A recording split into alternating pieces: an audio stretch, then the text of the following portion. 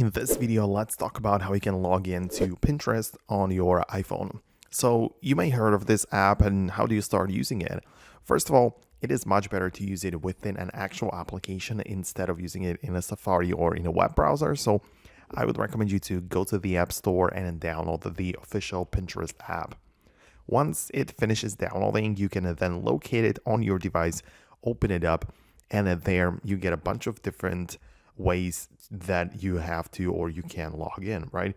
So pretty much the app is not really usable unless you log in, but on the welcome page you have two buttons to sign up or to log in. You have, of course, the ability to just continue if you already have an account, but if you don't, just click on sign up and you need to proceed with your email. So you're going to have to type that in and you will basically just have to go through the process.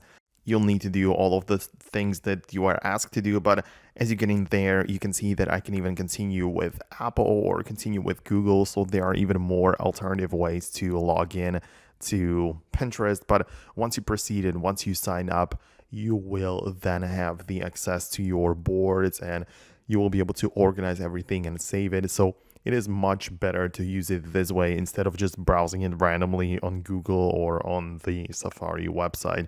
So yeah, that is how it works. If there are any confusions left, then let me know about that in the comments.